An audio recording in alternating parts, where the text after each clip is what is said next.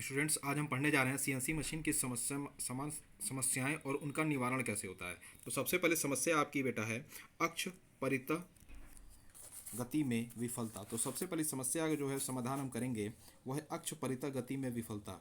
ठीक, जो अक्ष के परितः जो भी मूवमेंट होता है उसमें कहीं विफलता आती है तो उसका समस्या क्या है और उसका निदान कैसे होगा। निश्चित स्थिति पर अक्ष अपने परितः घूमने में विफल हो जाता है, मतलब एक निश्चित पॉइंट पे। ठीक, जो अक्ष के परितः घूमने में जो भी आपका वो एलिमेंट है वो विफल हो जा रहा है, मतलब दिक्कत हो रही है, और उसको कैसे समाधान करें। यह टैकोमीटर इलेक्ट्रिक मोटर में गड़बड़ी के कारण होता है। जो टैकोमीटर आपका होता है जो स्पीड को आपको आरपीएम में मेजर करता है, या इलेक्ट्रिक मोटर में गड़बड़ी होती है तब उन चीज़ों को ये क्या करता है, मेजर करता है। इसका निवारण क्या है, पुराने सिग्नल केबल को बदल कर नया सिग्नल केबल। भाई कभी कभी होता है जो सिग्नल केबल होता है, तार होता है, वो ख़राब हो जाता है। तो उस तार को जब हम बदल देते हैं तो क्या होता है, वो जो भी दिक्कत आपकी होती है कि जो निश्चित अक्ष के परितः वो घूमने में असमर्थ होता है वो सही हो जाएगा। जिस किस में टैकोमीटर या इलेक्ट्रिक मोटर में। तो इन तारों को बदलने के बाद हमें एक क्या होता है, सही प्रकार से वो अपने अक्ष के परितः घूमने लगेगा और डाटा हमको सही देने लगेगा। तो पहले समस्या ये है। दूसरा है ड्राइव विफलता। ड्राइव का मतलब जो ड्राइविंग सिस्टम चालन प्रणाली है। चालन प्रणाली ये मतलब AC servo motor, DC servo motor, servo drive, इन सारी चीज़ों से संबंधित। इसके कारण मशीन स्वतः स्टार्ट हो जाती है। भाई मतलब क्या है, समस्या क्या आ रही है, मशीन अपने आप स्टार्ट हो जा रही है, जबकि ऐसा नहीं होना चाहिए। ये हमेशा कंट्रोल सिस्टम के प्रोसेसिंग के द्वारा ही स्टार्ट होनी चाहिए। हम जो उसको इन्फॉर्मेशन दें तब वो स्टार्ट हो, अपने अपने से स्वतः स्टार्ट ना हो।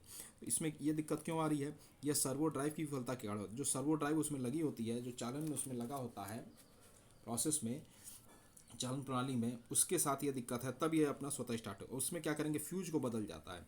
जो फ्यूज़ लगा होता है उसको बदल दिया जाता है। देखिए हर जगह इलेक्ट्रिक कंपोनेंट में फ्यूज लगा होता है, फ्यूज कभी कभी ख़राब हो जाता है तो उसको बदला जाता है, नहीं तो फिर वो इलेक्ट्रॉनिक दिक्कत पैदा कर देता है। तो उसी तरीके से हम फ्यूज़ को जब बदल देते हैं तब इन दिक्कतों को क्या होता है, रिजॉल्व किया जाता है।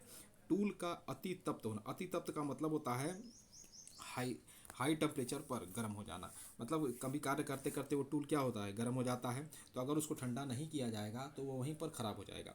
फिर टूल उच्च तापित हो जाता है, मतलब एक टेम्परेचर एक निर्धारित होगा, उससे भी ज़्यादा अगर गर्म कर दिया जाए, जैसे अगर हम कर दे रहे हैं 50 डिग्री सेंटीग्रेड, ठीक, अगर उससे भी ज़्यादा बढ़ा देते हैं 55, 60, 75, तो वो उच्च तापित हो जाएगा। इस कंडीशन में क्या करना है हमको, कूलेंट के अनियमित प्रवाह के कारण, जबकि कूलेंट भी उसको अनियमित प्रवाह, उसको सही प्रकार से प्रवाहित नहीं किया जा रहा है, जिससे कि अगर वो ठंडा नहीं होगा तो और वो ताप बढ़ता जाएगा और एक समय ऐसा आएगा कि वो गल जाएगा। कूलेंट प्रवाह दर उच्च कर दिया जाता है। तो ऐसी कंडीशन में जो कूलेंट हम जो शीतलक का प्रयोग कर रहे हैं उसको हम लोग क्या करेंगे, उच्च कर देंगे, जिससे कि ये समस्या जो है वो रिजॉल्व हो जाएगी। तो तीन समस्याएं आपकी मेन जो हम देखें अभी, यह है कि अक्ष के परितः गति की में विफलता, दूसरा ड्राइव में विफलता, और तीसरा टूल का अति तप्त होना। तो तीन चीज़ हमेशा याद कर लीजिए। पहला है कि अक्ष परितः गति में विफलता, दूसरा चालन प्रणाली में विफलता, ड्राइव विफलता, फिर टूल का अति तप्त होना, मतलब over heat, the over heat of tool. अब इन तीनों समस्याओं का समाधान भी यहाँ पर दिया गया है कि सबसे पहली समस्या जो आपका अक्ष के परितः घूमने में जो दिक्कत आ रही थी उसके लिए यह है कि वो पुराने सिग्नल केबल को हम बदल कर नया सिग्नल केबल वहाँ पे इंस्टॉल कर दें। फिर फ्यूज में बदला जाता है, फ्यूज में भी हम उसको बदल सकते हैं। फ्यूज को जब बदलेंगे तब वहाँ पर ड्राइव सिस्टम हमारा सही हो जाएगा। फिर कूलेंट प्रवाह उच्च दर कर दिया जाता है, कूलेंट की प्रवाह दर को भी हम लोग उच्च कर देंगे। क्यों, जब वो टूल अति तप्त हो जाएगा तब वो दिक्कत हो जाएगा, और जिससे कि प्रोसेसिंग हमारी दिक्कत हो जाएगी, तो प्रोडक्शन में हमें उस चीज़ को रिजॉल्व करना पड़ेगा। तो ये सारी समस्याएं हैं जो कि एग्जाम में पूछी भी जाती हैं। ये सीएनसी मशीन की सामान्य समस्याएं बताइए और उनका निवारण भी बताइए। तो इन चीज़ों को आपको लिखना पड़ेगा, इन सारी चीज़ों को क्या करना पड़ेगा, आपको लिखना पड़ेगा। और ये 5 नंबर का क्वेश्चन एग्जाम में आता है। तो आप अगर आएगा तो ऐसे लिखेंगे, क्रम संख्या, विवरण, समस्या, कारण और निवारण। तो समस्या क्या है, उसका कारण किस वजह से समस्या उत्पन्न हो रही है, और जो समस्या उत्पन्न हो रही है उसका निवारण क्या है, सॉल्यूशन क्या है। तो ये निवारण, ये समस्या का निवारण, ये आपकी समस्या, ये उस समस्या का कारण है। तो इन सारी चीज़ों को याद रखिएगा कि 3 पॉइंट्स आपके मेन हैं।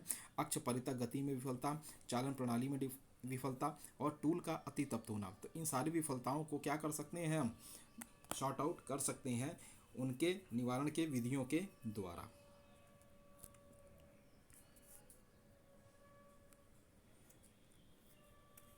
तो ये आपकी सीएनसी मशीन की सामान्य समस्याओं और उनका निवारण से संबंधित ये आपका पॉइंट था, और यही आपका चैप्टर में से अंतर्गत है। ठीक, तो ये इस चैप्टर से संबंधित ये जितनी भी चीज़ें हैं ये आपको पढ़ा दी गई हैं। इसका लेक्चर नोट भी आपको दिया गया है, उससे पढ़िए। किसी भी प्रकार की समस्या होती है तो संपर्क करें।